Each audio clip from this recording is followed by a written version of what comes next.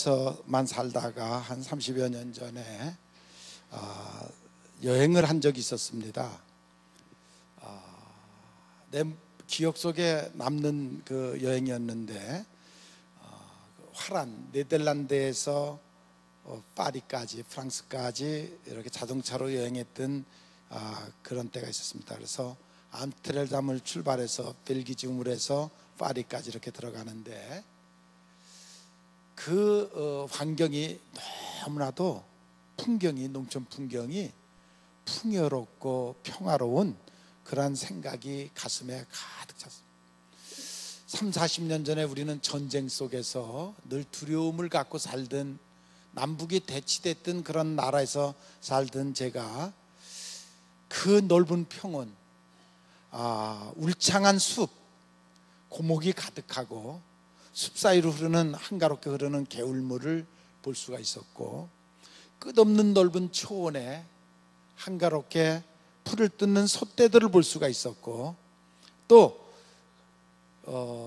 농토는 정말 끝이 안 보이는 그 넓은 농토에 트랙터가 추수를 하고, 그리고 유채꽃과 양귀비꽃이 끝이 안 보일 정도로 평원 속에 가득해 있는 그런 넓은 평원을 볼 수가 있었습니다.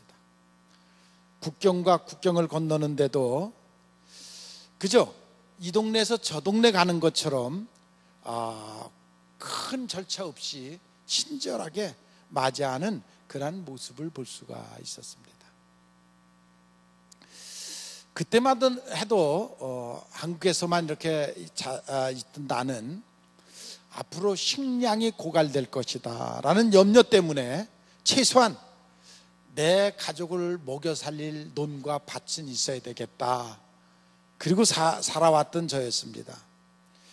근데 유럽 여행을 하면서 또 키르기스탄, 카자흐스탄 이런 데를 가보면 우리나라보다 더 넓은 농토가 그대로 묵혀있는, 농사도 짓지 않고 묵혀있는 그러한 모습을 보면서 생각이 완전히 바뀌었습니다.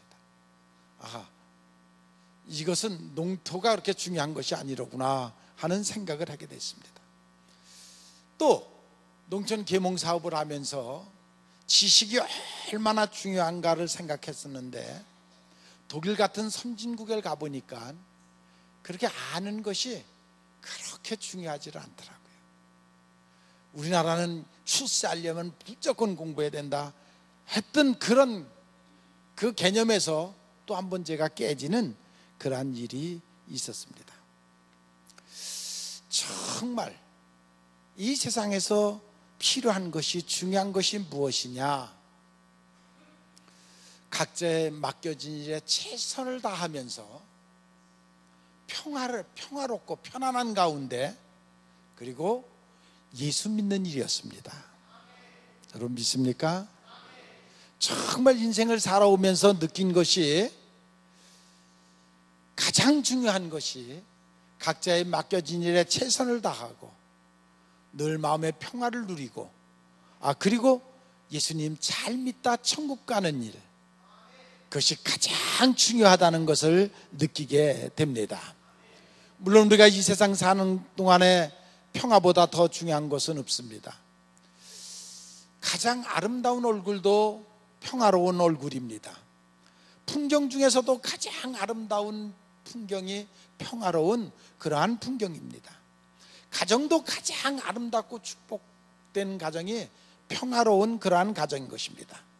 모든 사람들이 평화를 원합니다. 근데 이 평화는 어떻게 보면 스스로 만들어내는 것입니다. 평화가 그냥 와주기를 바라서도 안 되고, 또 투쟁을 해서 얻는 것도 아니고, 어떻게 보면 인내의 열매가 평안일 수도 있습니다. 때로는 외적에 태풍이 있고 근심이 있지만 그 풍랑을 이기는 것도 자신의 내면에 깊이 자리 잡고 있는 평안입니다. 그 힘이 그것을 이길 수가 있습니다. 풍랑 없이 산다는 것은 얼마나 행복한 것입니까? 병상에 누워본 사람이야말로 건강이 얼마나 중요한 것인가를 스스로 깨닫게 됩니다. 사업에 실패한 사람, 가정의 풍파 속에 빠져 있는 사람, 그 사람이야말로 가정의 평안이 얼마나 중요한 것인가를 깨닫게 됩니다. 그러게 많은 사람들이 인생의 평안을 원합니다. 여러분 가정에 평안이 있기를 바랍니다. 여러분이 하는 사업에 평안이 있기를 바랍니다. 여러분들의 경제적인 면에도 평화를 누리는 여러분들이 되시기를 바랍니다. 옆에 분에게 인사하시면서 평안하시기를 바랍니다. 인사 한번 하시죠.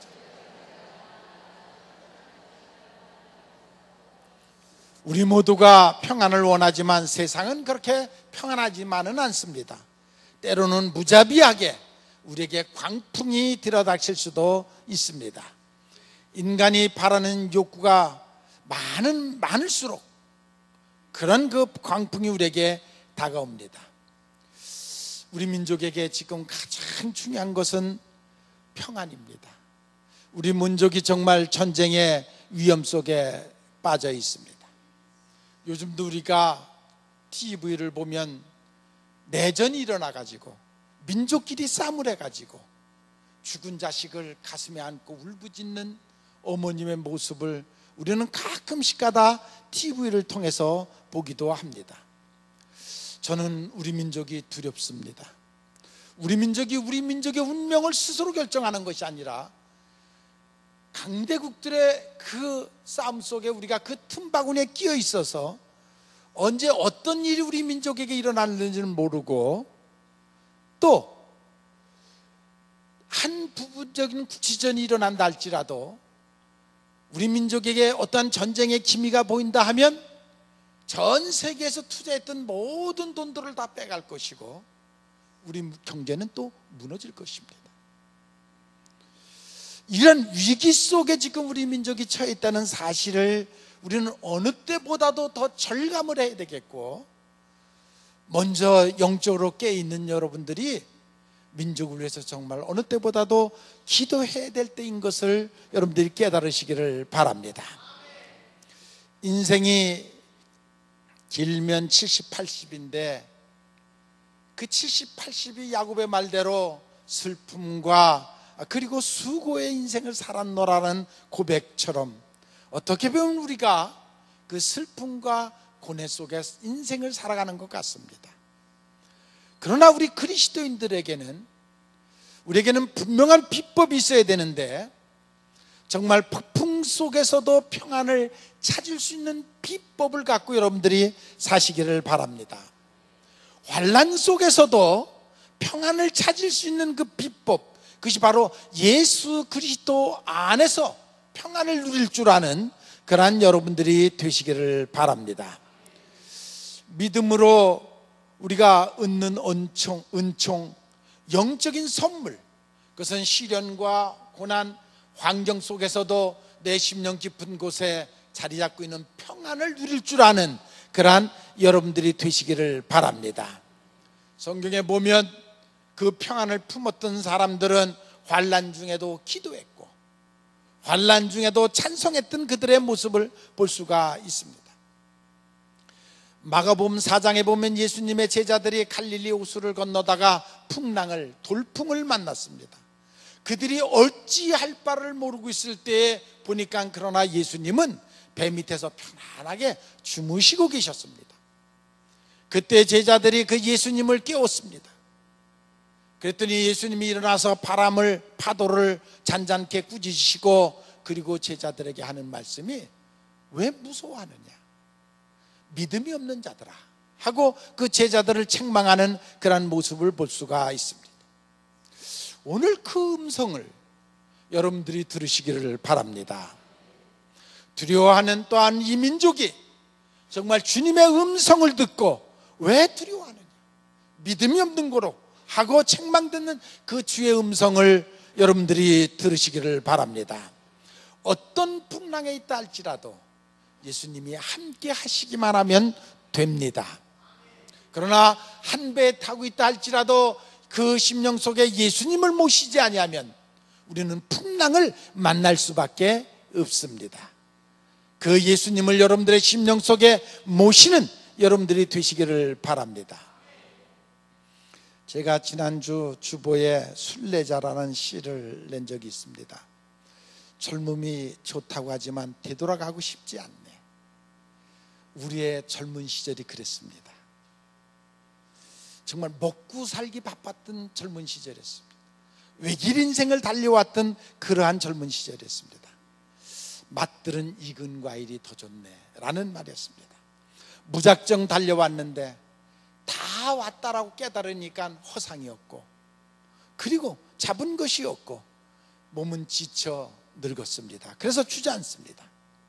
꿈속에 갇혀서 외길을 달려왔는데 행복을, 세상 사람들이 말하는 행복을 찾아온 것은 아니었는데, 후회하지 않는 것은 앞으로 남은 행복도 넉넉하기 때문이란 말이에요.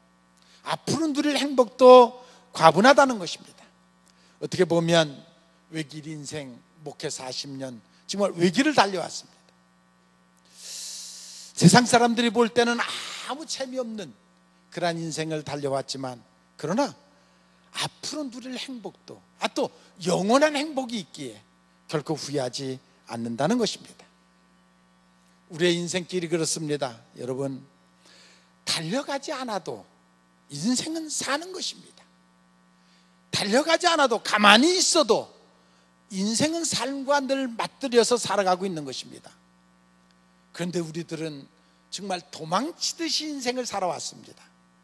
그럴 수밖에 없었던 것은 생존을 위해서, 먹고 살기 위해서 그렇게 도망치듯이 우리가 인생을 살아왔습니다.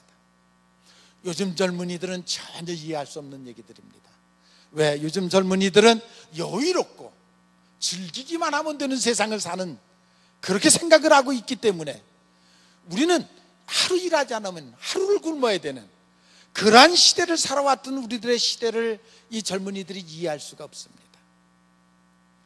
그런데 우리가 그렇게 했기에 지금 우리 자식들이 이러한 인생을 또한 누리고 있다는 사실을 우리는 알아야 됩니다. 너무 바쁘게 일만 하는 것이 전부인 줄 알고 살아오다 보니까 우리의 본연의 자아를 잊어먹고 인생을 살았습니다. 일만 하면 되는 줄 알고 살았던 우리들의 인생들이 돌이켜보니까 왜 사는지도, 무엇을 위해 사는지도 모르고 스스로 자아를 잊어먹은 채 한평생을 살아오게 됐습니다. 지금은 여름 휴가 때입니다. 일손들을 멈추고 우리가 휴가를 갑니다. 휴가를 가서 먹고 즐기고 하는 그런 휴가가 아니라, 휴가 동안만이라도 왜 태어났는지, 왜 살아야 되는지, 무엇을 위해 살아야 되는지, 내가 지금 무엇을 하고 있는지, 어디를 향해 가야 하는지 한 번쯤은 생각해 보시기 바랍니다. 물론 해답을 얻을 수 없다 할지라도 그래도 생각을 하다 보면 그것이 의미가 있을 것입니다. 깊이 생각해 보면 거기서 지혜를 느낄 것이고 얻을 것이고 노하우를 느낄 것입니다. 생각 깊이 하다 보면 기도가 될 것이고, 기도하다 보면 인생의 본질과 목표를 깨닫게 될 것입니다. 현대를 노하우 시대라고 합니다. 그런데 그 노하우에만 빠져서 살다 보니까 노하우를 잊어먹었습니다. 즉 일의 본질을 잊어먹었습니다. 기술을 있는데 인생의 본질을 잊어먹고 상실하고 산다는 것입니다. 그리스도인의 노하우이 무엇입니까? 그건 믿음입니다. 예수님입니다. 그것을 잊어먹지 않고 사는 여러분들이 되시기를 바랍니다. 지금 우리가 어디를 달려가고 있습니까? 아니, 예수님과 동행하고 있습니까? 공자가 그런 얘기를 했죠. 이삿짐을 부지런히 싸가지고 기르던 개, 고양이, 정말 불 뗄 때 쓰는 부지깽이까지 다 그 마차에 싣고 가는 그 사람을 보면서 모든 것은 다 싣고 가는데 자신을 잊어먹고 가는구나, 자아를 빼먹고 가는구나, 그런 얘기를 했습니다. 우리의 자아가 무엇입니까? 믿음입니다. 신앙입니다. 또한 신용도입니다. 진실입니다. 여러분, 그것을 챙기고 가는 여러분들이 되시기를 바랍니다. 마태복음 16장 26절에 보면 사람이 만일 온 천하를 얻고도 제 목숨을 잃으면 무엇이 유익하겠느냐, 사람이 무엇을 주고 제 목숨과 바꿀 수 있겠느냐 라고 말했습니다. 윌리엄 부스라는 그 신학자가 장차올 21세기, 아니 우리가 사는 지금 이 시대를 그는 19세기에 예언을 했는데, 어떻게 예언을 했느냐면, 종교는 있으나 성령이 없고, 교회는 있으나 예수님이 없다. 그런 시대가 올 것이다. 종교는 있으나 성령은 없고, 교회는 있으나 예수님이 없는 시대. 그게 19세기에 21세기를 예언한 그 윌리엄 부스의 예언이었습니다. 여러분 심령 속에 지금 성령이 계십니까? 예수님이 계십니까? 오늘 본문에 보니까 예수님의 어머니 아버지가 예수님을 잊어버렸던 한 사건을 오늘 기록하고 있습니다. 유대인들이 행사를 하는데 행사 중에 가장 큰 행사가 유월절 행사입니다. 이 유월절은 12살 이상 된 모든 사람들이 유월절이 되면 백리 안에, 예루살렘을 기점으로 해서 40km 안에 사는 모든 사람들이 예루살렘 성전에 모여서 일주일 동안 유월절 잔치를 합니다. 유월절 예배를 드립니다. 그때 역사가들의 말에 의하면 그때 예루살렘을 중심으로 해갖고 백리 안에, 뭐 그 밖에서도 오죠.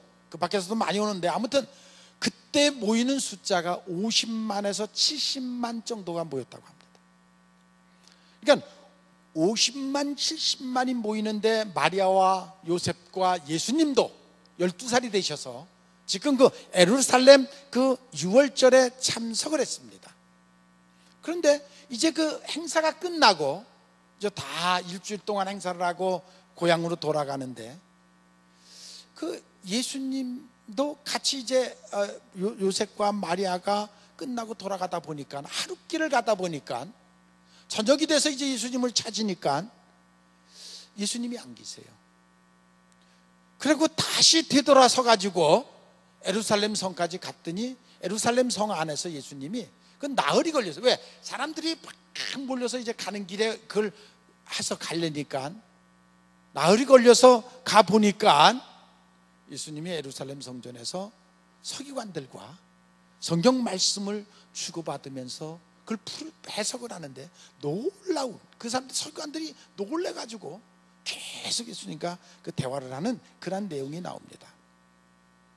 그때 마리아가 어찌하여 우리를 이렇게 근심하게 하느냐라고 물으니까 그때 예수님이 하시는 그 영음이, 내가 아버지 집에 있어야 할 것이 마땅하지 않느냐, 내가 아버지 집에 있어야 할 것을 왜 알지 못하느냐, 그렇게 대답하는 것을 볼 수가 있습니다.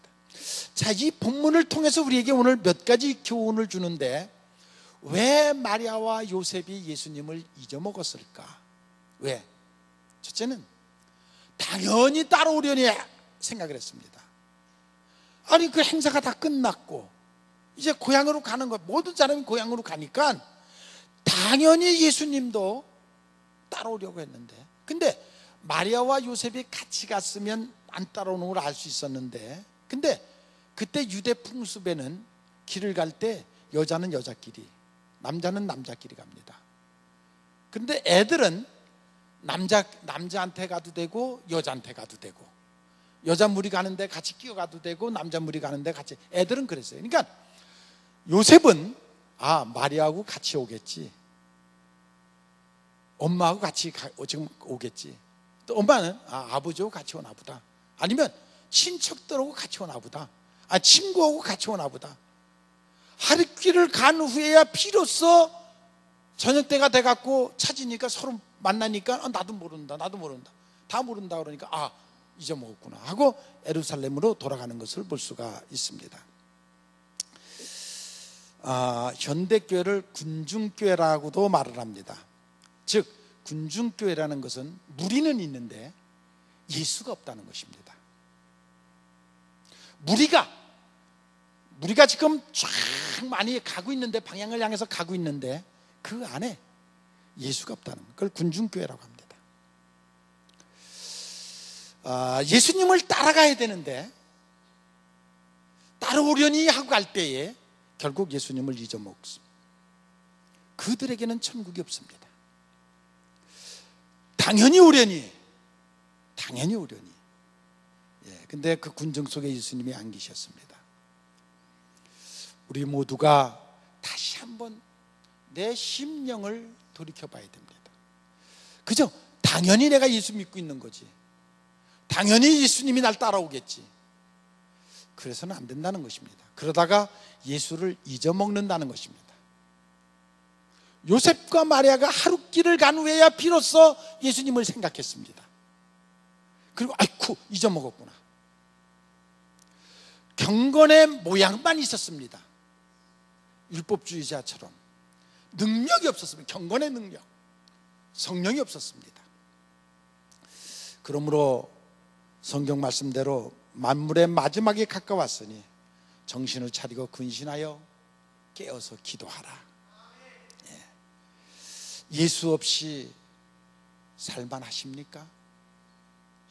여러분들의 인생길에 예수 없이 살만하십니까?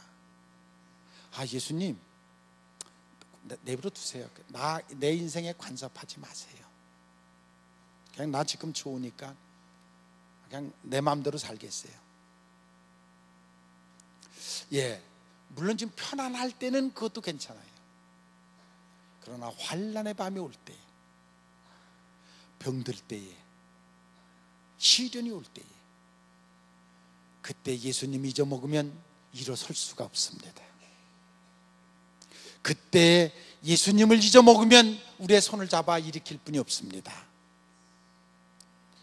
여러분 모두가 예수님의 손을 잡고 동행하는 여러분들이 되시기를 바랍니다.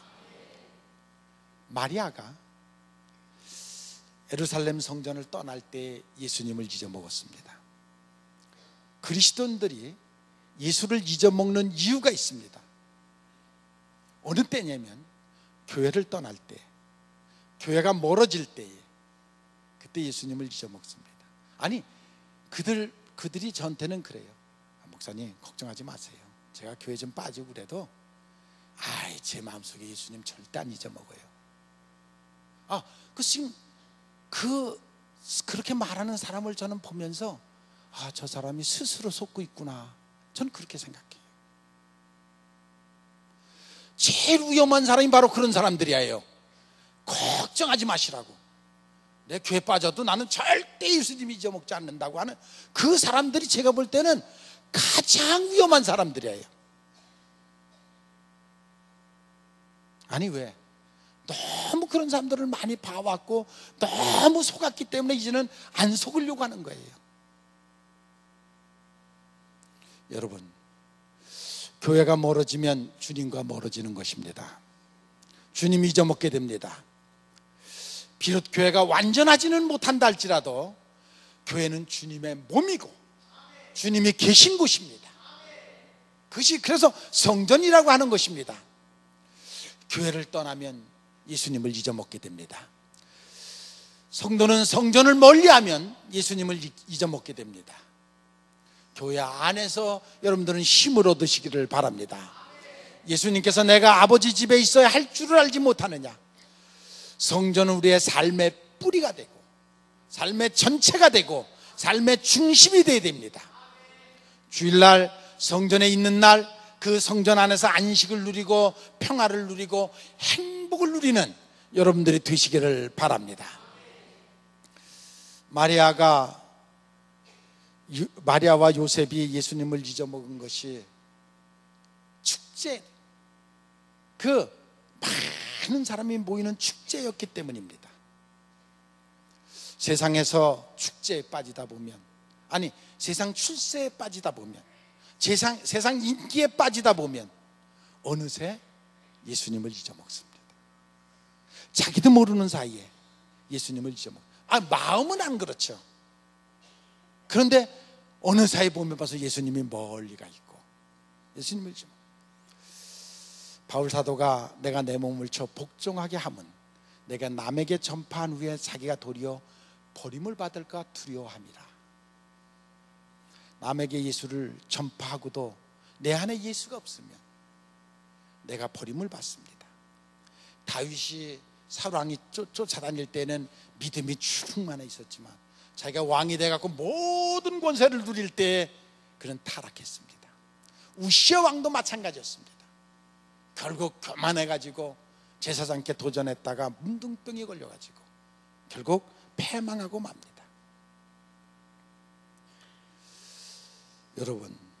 여러분들이 아마 주머니에 있는 돈 100만 원을 잊어먹으면 그거 찾으려고 아마 정신이 없을 것이에요. 하루 종일 어디다 잊어먹었을까? 왜 잊어먹었을까? 아마 하루만 그러겠어요? 아마 2, 3일은 갈 거예요. 돈 100만 원 잊어먹고 나면 정신이 하나 없고 어디서 왜 잊어먹었는지 그거 찾으려고 정신이 보통 2, 3일은 없어요. 근데 예수님 잊어먹고 그렇게 찾아보신 적 계신가요?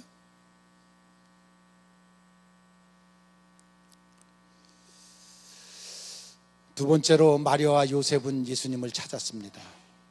어디서 찾았나요? 예루살렘 성전에 가서 예수님을 찾았습니다.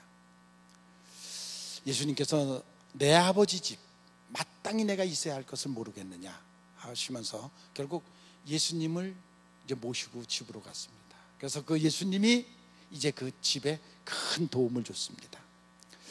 예수 없이 왔던 그 길은 헛길이었습니다. 다시 돌아가야 하는 그러한 헛된 길이었습니다. 예수님 없이 살아가는 인생길이 헛된 길입니다. 시간 낭비하는 길입니다. 우리 많은 현대인들이 예수 없이 살려고 합니다. 귀찮아. 내 생각대로 그냥 급하게 빠르게 그냥 살려고 합니다.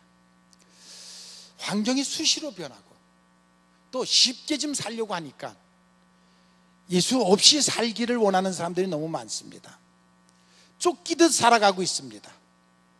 그러나 그 길이 예수 없이 살아가는 그 길이 헛길이라는 것을 여러분들이 깨달으시기를 바랍니다.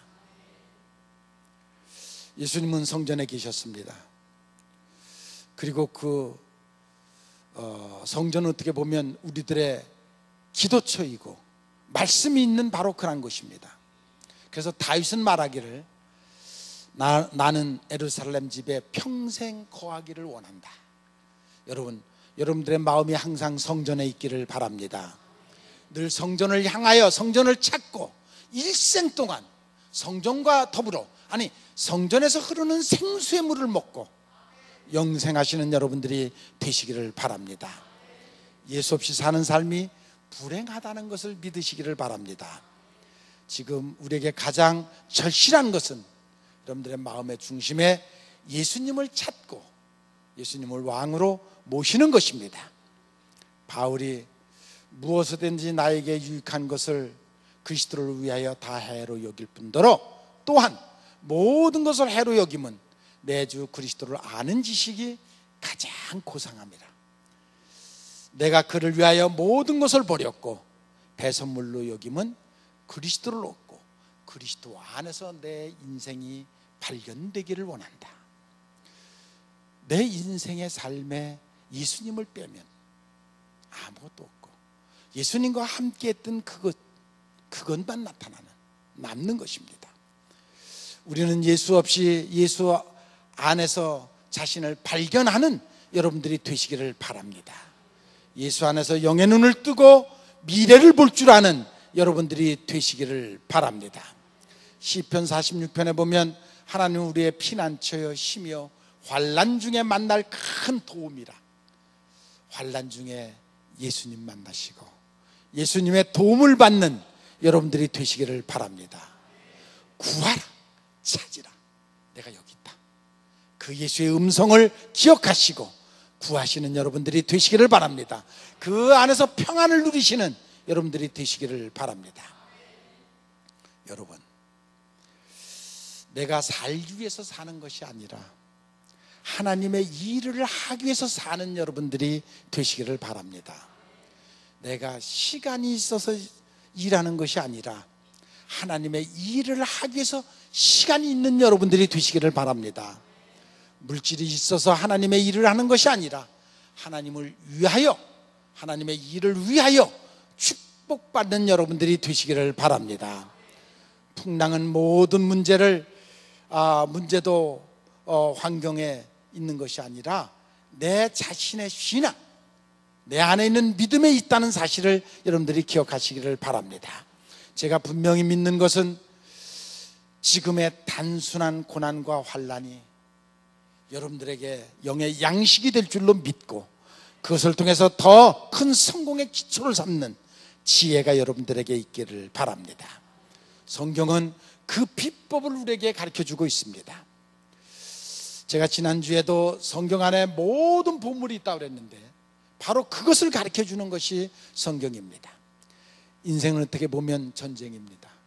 태어나면서부터 죽을 때까지 끊임없는 전쟁을 하는데 그 전쟁은 크게 나눠서 두 가지 전쟁인데, 외적 환경과